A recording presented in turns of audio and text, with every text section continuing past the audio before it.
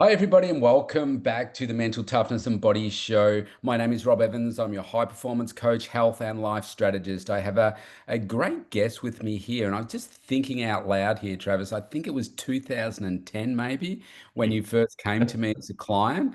And here we are in 2025. And we're still pretty much doing the same things, doing it differently though.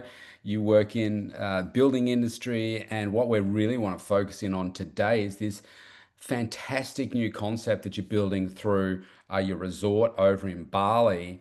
And we're going to dig into, I guess why you've gone that route and how we can offer our audience here around the world this five-star resort opportunity that you've got over there for retreats and functions and everything. And everybody knows Bali. Not everybody's been there though, and certainly not everybody has been to where you are located in an island just off the coast of Bali. So, Travis, Yep. thanks for joining us here today. Oh, no worries, mate. And it's really good to see you again. So Was it 2010? I'm just trying to yeah, it think. was actually. I got married in 2010, and then after I got married, I decided I needed to lose 20 kilograms. So I come No and saw kidding. you, and we got exactly 20 kilograms off. So Yeah, yeah. but yeah, but since then I've been slowly sort of putting it back on, but that's all right. Oh, we don't talk about that. Like, what do you? That's all right. Well, it has been a while since I've seen you. So let's talk about maybe your transition into well, let's talk about your focus in building first. So Yeah, you're in residential property and the types of properties that you're building, and yeah, why you're now headed to because you've built this resort. It's taken a number of years to build. It's a massive yeah, process. You can walk us through that. yeah. Why have you moved from that? And where eventually this is just where you want to be in that space. Yeah, well, look, to go, I guess I could go back to when I was a young boy. I used to help my old man on the school holidays, and any chance I got, I'd have to go and help Dad work. So he taught me how to work really hard. And I learnt the ropes in the building industry, and I basically got to an age where it was like, well, what do you want to be, an electrician or a plumber? So Yeah. I decided to be an electrician, and then I set up an electrical company when I was about 18 years old. And then after several years of doing that, I helped my father in his building company, and then progressed through to ended up owning my own building company. And I've been doing that for sort of 20 years. So, and in that 20 years, I've seen sort of a bit of a decline in the building industry. It just was just getting worse and worse and worse. And I remember Dad saying to me, that it will wear you down. And I've always had this really positive mindset, and any challenge that's I've had to come across, I've met it head on, and I've adapted and I've overcome each of those challenges. But I just sort of got to a point last year where I just felt like the industry is really tough, like surviving COVID was very difficult. There's a lot of businesses that have gone under, and I could name 10 of them that are exactly like my building company. And there were so many different factors around the challenges that we're facing. And I just got to a point where I'm like, do I want to continue to be resilient, continue to face these challenges? What's it going to be like when I'm 55? And am I going to be wanting to do what I'm doing now? And I think the answer is going to be no. So I'm kind of protecting myself for when I'm 55, having to come to that decision. And even then, if I was 55, I'd still be doing maintenance for the next, 7 years after that. So, Yes. yeah, luckily for me, when I was a younger man, we built this resort called the Tamarind Resort in Nusa Lembongan with a business partner of mine, Monty.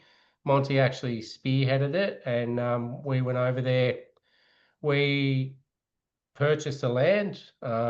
We engaged an architect. We, helped. with the design and drove the helped drive that design sort of forward. Then we engaged a builder. We got the resort built. We opened in 2000. This is from 2011. We finally got it built. It was extremely challenging. We went over budget by 40%. We had to sell like investment properties and all types of things It's just fun. just to survive and just to fund it. We eventually opened in 2018, and we had a hotel management company that were running it, and that model, didn't really seem to work. It took us a couple of years. I mean, we had a guy called Nigel who he was absolutely phenomenal and instrumental in getting the resort up and started and getting a team put on. And we're number one on TripAdvisor, and everything was great in that sense, but the business model was not quite right.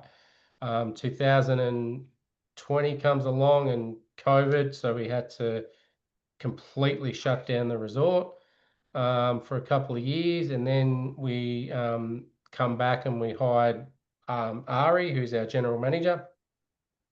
He's rebuilt the team, and in the last couple of years, we've started to have some huge success there, and as I think we're still on top on TripAdvisor. And I had to sort of make a decision to, you know, what I wanted to do in the building industry. And I ended up speaking to a friend of mine. And while I was talking about my different options, I was thinking about being a consultant. I was thinking about running financial control systems for builders. And she just said to me, "Well, why aren't you doing something with your resort?" So I went and had a think about it and looked at a little business model. And that's when I come up with Lembongan retreats and weddings. So So let's talk about let's go because there's a lot in there. So to put this in perspective, you're fairly local to me here. So based in Australia, so Australians trying to build a resort in Bali. First of all, that like it sounds like a nightmare, but you're not actually in Bali. You're like, what is it, like a 20-30 minute boat trip from Bali out to another island? yeah, Nusa Lembongan is 30 minutes from Sanua. So when you fly into Denpasar, you've got to drive to Sanua and then hop on a boat and get over to Nusa Lembongan. Okay. So then obviously there's some restrictions, aren't there, in Bali, Indonesia about who can own property there and that kind of stuff. So how do you go about that? Like you obviously got Yeah. to buy the land first, but how do you go about that? And how did you go about gaining the information to think, oh yeah, I'm just going to do this in Bali, but then you realize, holy crap, there's so many different things here that I need to consider that I wasn't aware of. Oh yeah, well it was Monty was, spearheaded it all. We engaged a consultant at the very start, and we worked out that if you set up a foreign owned company, and with and that foreign owned company can own the land provided you are going to operate a hotel slash resort. Right. And I'm not sure. I think you can't do anything that's too small. Like if it's just real small, I don't think you can do it. And if it's really, really huge, I'm not sure whether you can do it. But we were sort of got the right licenses in place because there's 20 different licenses you need to get. And we got all of those business licenses in place as well. Okay.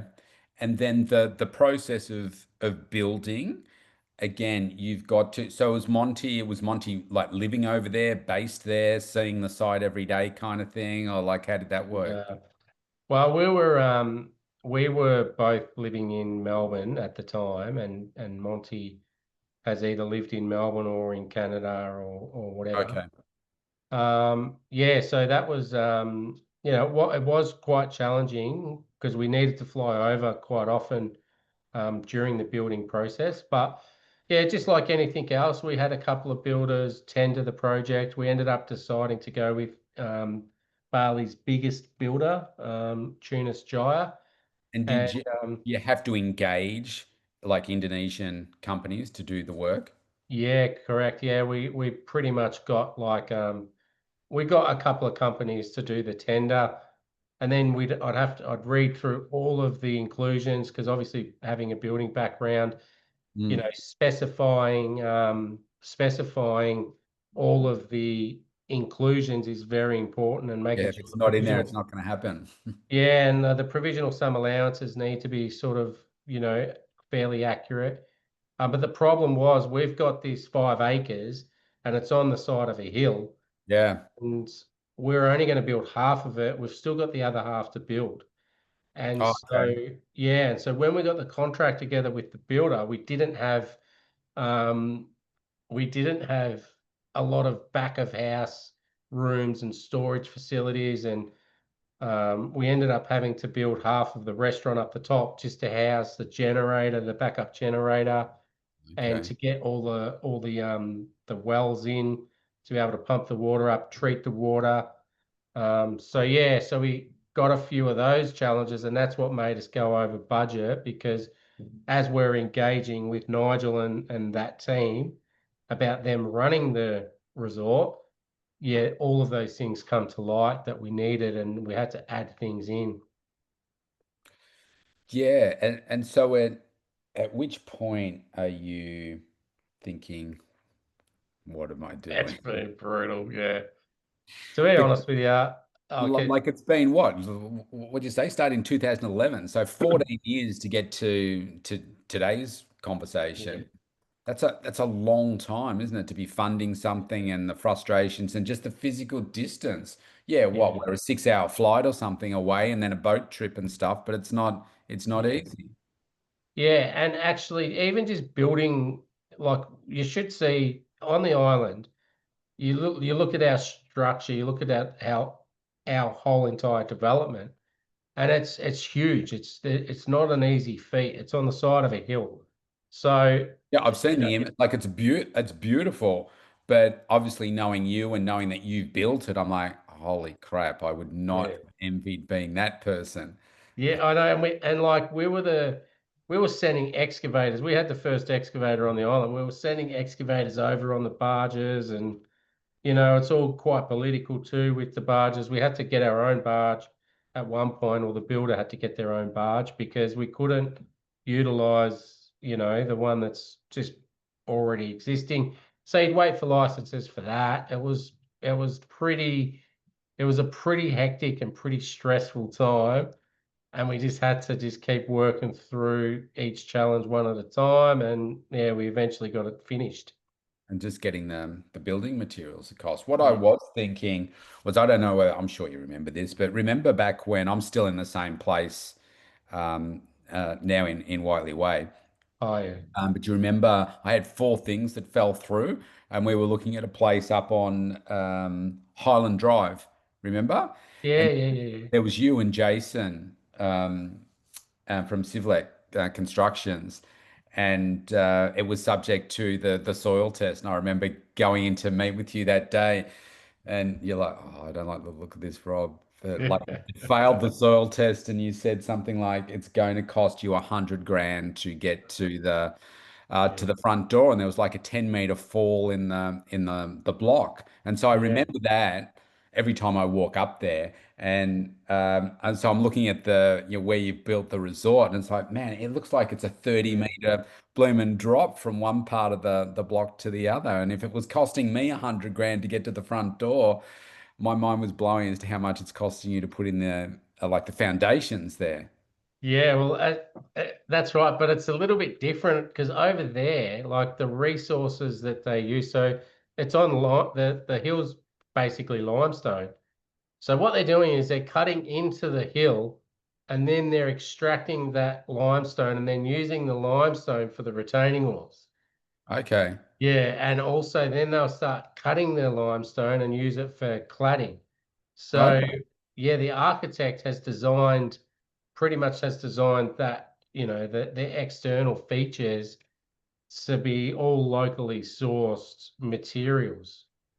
And And given so much volcanic action and earthquakes and stuff over there, you have to meet a different level of code than you do here in Melbourne, or is it because it's in Indonesia, are the building codes more hmm. easy to pass? Yeah, look, I went over when they dug the foundations just to, double check that I was satisfied, and it wasn't much different to what we Okay. over here. Yeah. Mm. And in fact, there's the Mount Agung is directly opposite us on the mainland of Bali as well, Okay. which is Okay. that's where the volcano is. Oh, fantastic. Nice view when it It erupts, but is. it seems to do that very often. So tell Yeah. me, with the grand plan of this, what's your like, are we talking like it's a 10-year payback for a resort like this? Like you can't go in thinking, all right, well, in 12 months' time we're going to get our money back. But Yeah. is that the type of vision that you go in with a massive project like this? Yeah, pretty much. Like, where there's heaps of scope for the occupancy to be increased. And I think that's where Lembongan Retreats and Weddings, which is a company that I just got set up, is going to be separate to the Tamarind Resort. And my focus is going to be to get retreat facilitators or to get so people can come and run retreats at our resort. We can Mm, also get weddings to come. All the weddings that happen over on Bali and the mainland, I'd love to be able to offer solutions for the bridal party and the wedding guests to come and stay at our hotel because it's such a very intimate space and a really beautiful place to come, Nusa Lembongan, and there's lots of things to do. So yeah, my focus is to really, get as much occupancy in those months of the year that don't generate that much revenue. Because what we do is we have huge losses in the lower periods and we have huge profits in the higher periods. So yeah. the business So, model itself is really, so is the poor period the rainy period? Is that so like what's well, that like November, December through to February, something like that, or yeah, technically that wet season, but to be honest with you, Rob, I've been there so many times. All the clouds are over on the mainland in Bali. You look up and you've got blue skies on Nusa Lembongan. So it does right? rain, but it might rain a bit overnight or it might rain, for a couple of hours a day, but it's nothing like the mainland in the wet season. It's actually just more consistent during the year. So let's paint because I have no idea myself. Let's paint a bit of a picture of what the island itself looks like. Yeah. Um, like how big is it? What's the population? What are the facilities on there? Obviously, your resort is there, but what's it? And Bali is obviously big and it's got hundreds of resorts and like can be a bit Yeah. overpopulated as well and really commercialized. Yeah. So there's two villages on Nusa Lembongan. Um, Nusa Lembongan, I don't know the exact population, but it's like Bali 40 years ago. It really is because it's quiet. Like you've got like there's no real big roads. There's only like two cars could just get past each other at certain points. Otherwise, it's all scooters. Um, and it's amongst three islands. So there's Nusa Lembongan, Haneda, and then there's Chenikins. And Nusa Lembongan and Chenikins are connected via the famous Yellow Bridge. Hmm. So, but what you get, if you go over there. So we took our kids to the mainland and then spent about 5 days, and then we went to Nusa Lembongan and they both said that Nusa Lembongan was by far, 10 times better than the mainland because, we would hop on scooters, we hop on the back of trucks or little cars, and we'd go and we'd take the kids and they'd swim in like 10 pools. Like we would go and have a look at like 10 beach clubs and they'd swim in 10 different pools. And you just cruise from beach club to beach club. There's beautiful cliffs that you can go and check out. There's a lot of sort of Instagram locations. We're a minute walk to the boat, which takes you snorkeling.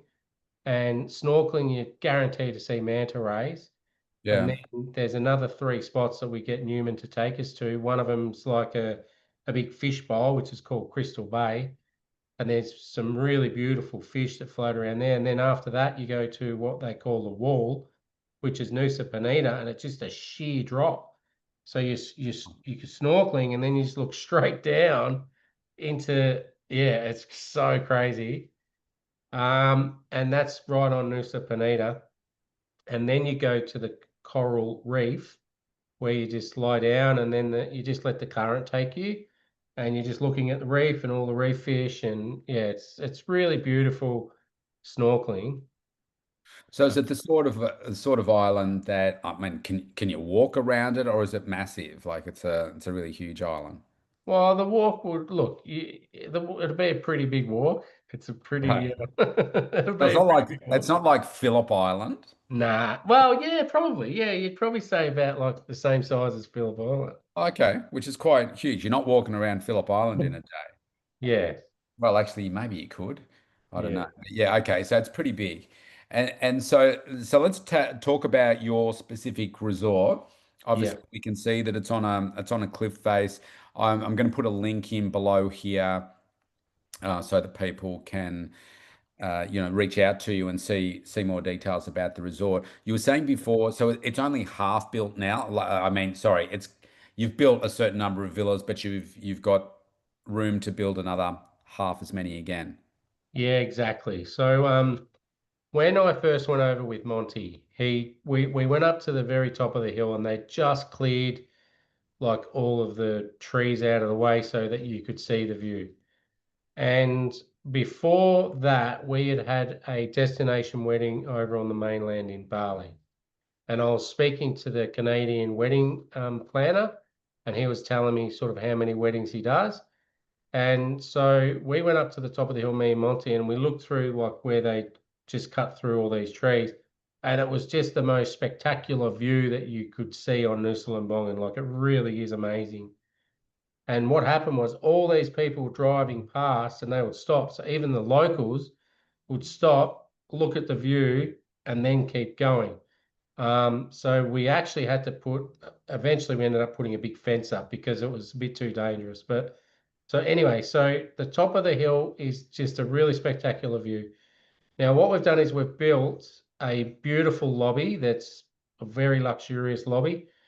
And then you walk around this 300-year-old tamarind tree, and that's what we've named the resort after, the tamarind. So you walk up and around this tamarind tree into a restaurant area and a big pool. And then from there, you've got pretty much really beautiful views of the village and treetops, and there's some spectacular trees that you can view from that point. And then from there, from that restaurant, you walk up and you've got 12 hotel rooms. The hotel rooms are very luxurious. They're very large, and they've each got, big sized ensuite. Then and a super king, and just the best pillows you can get. We've got the best beds, best pillows, top of the range, because it was just, we had to be comfortable. So then from there you go. We've got three-bedroom villas, and in those three-bedroom villas, there's a lounge room, kitchen, master bedroom downstairs. Then upstairs is a master bedroom, which has got a really beautiful view. And then that shares a bathroom with a twin room. And then you've got above that is the rooftop. So each villa has got three-bedroom villas. Each villa can sleep six people. But there's basically a twin upstairs, a twin downstairs, and a super king in the middle. So five people if everyone wants separate beds. And then there's a pool bar with a infinity pool, which has also got quite a spectacular view. And then above that, we've just set up a deck called the Amara deck, which is also now, that's pretty much at the top of our resort at the moment where it is. And then there's space between the Amara deck and where the future restaurant's going to be. So Okay. yeah, so we've got space for another 13 rooms is what we want to do, hotel room. Okay.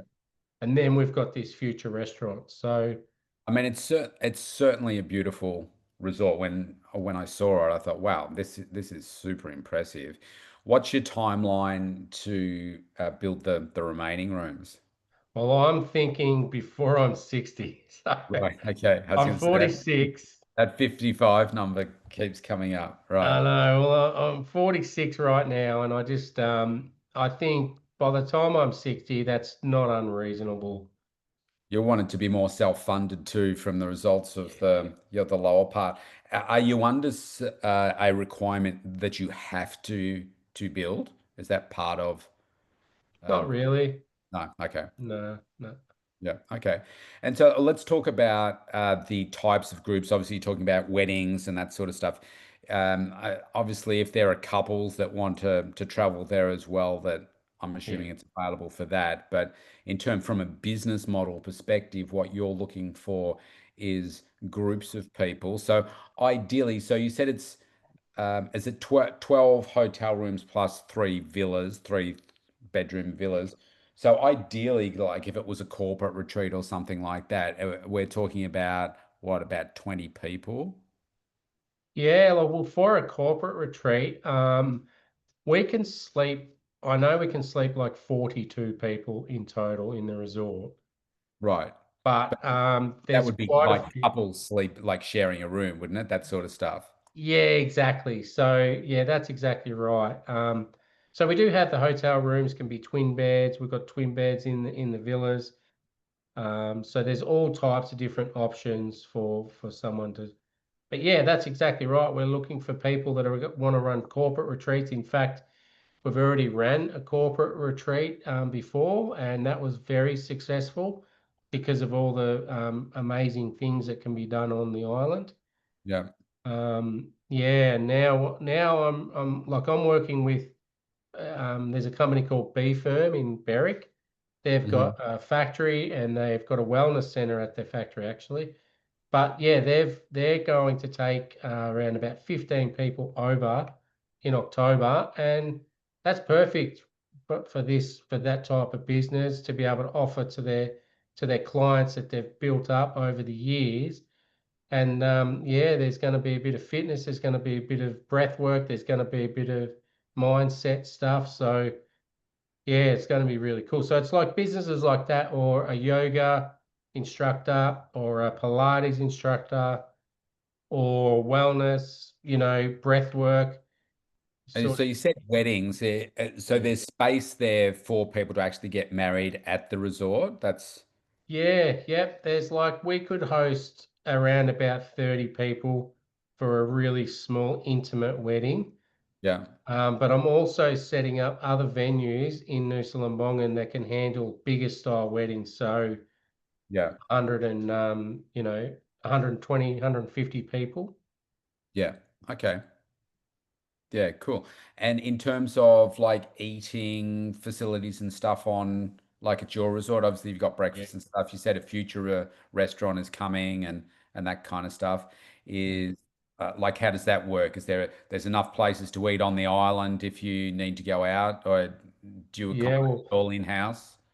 so our restaurant that we've got right now is called Indica. And so the vision for the entire resort that was that we had two restaurants. So the restaurant at the very top of the hill, we've basically got two access points, one at the bottom of the hill where the lobby is, and eventually one at the very top of the hill where we're going to build that restaurant.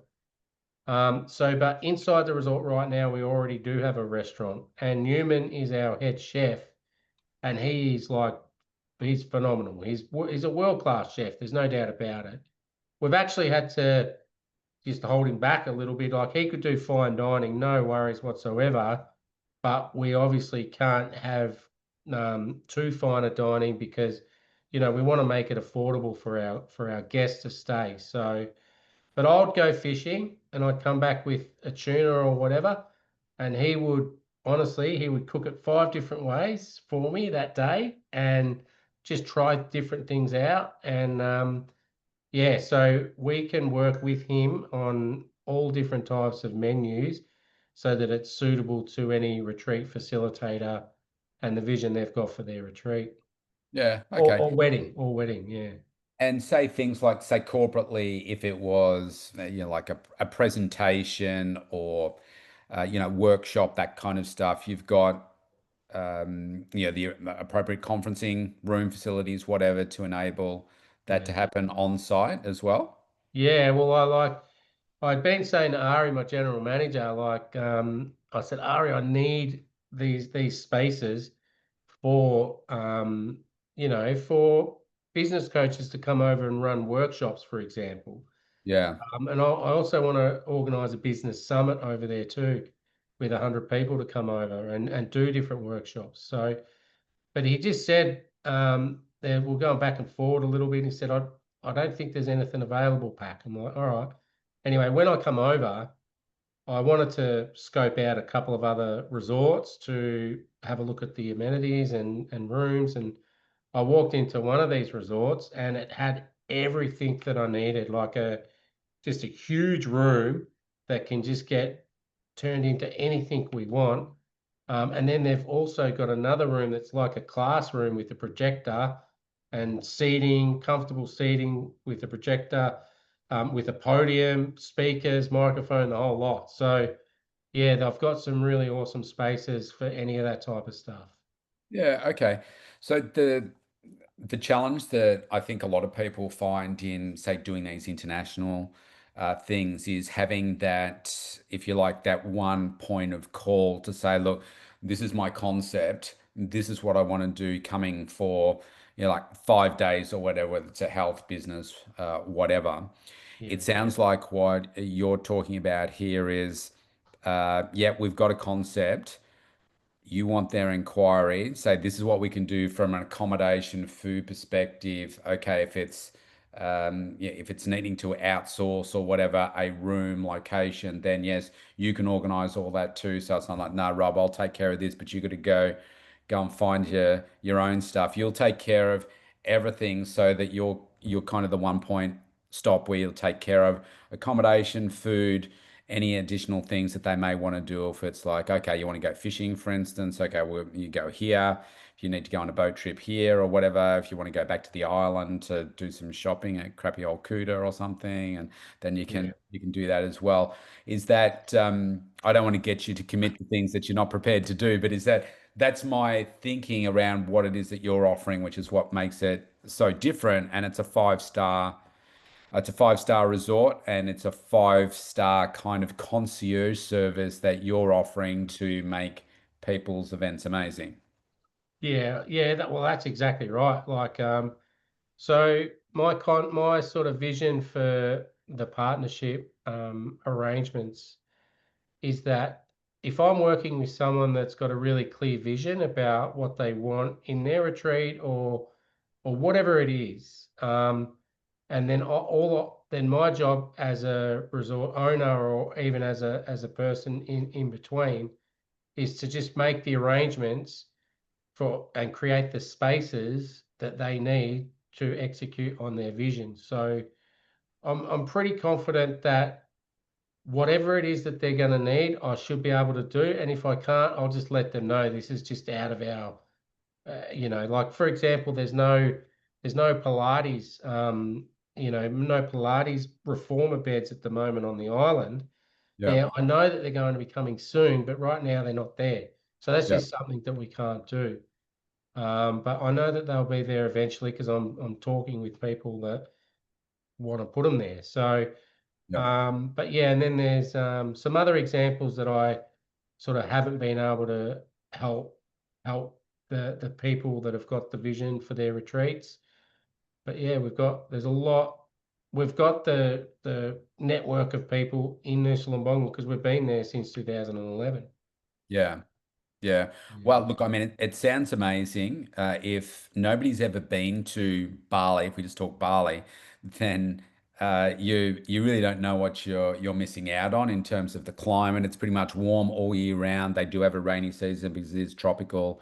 It is quite beautiful, but just like any island, it's very different. And it's got a very commercialized side of it, which is why your island here, yeah, like you said, it's like Bali 40 years ago. Mm. And I think you can explain it and you can show pictures, but it's not until you're there and you can feel it that you're just taken to a completely different place. Maybe a couple of final questions. What is there a minimum of, like, is it 3 days or something like that? For like any events, well, obviously weddings aren't necessarily 3 days, but you might expect them to be there for a couple at least. But do you have a minimum of time that you require people to be there? For our weddings, we say that it's a minimum of 3 nights to be able to block out, which I think is quite reasonable. The retreats, yeah, the retreats are probably minimum 3 nights.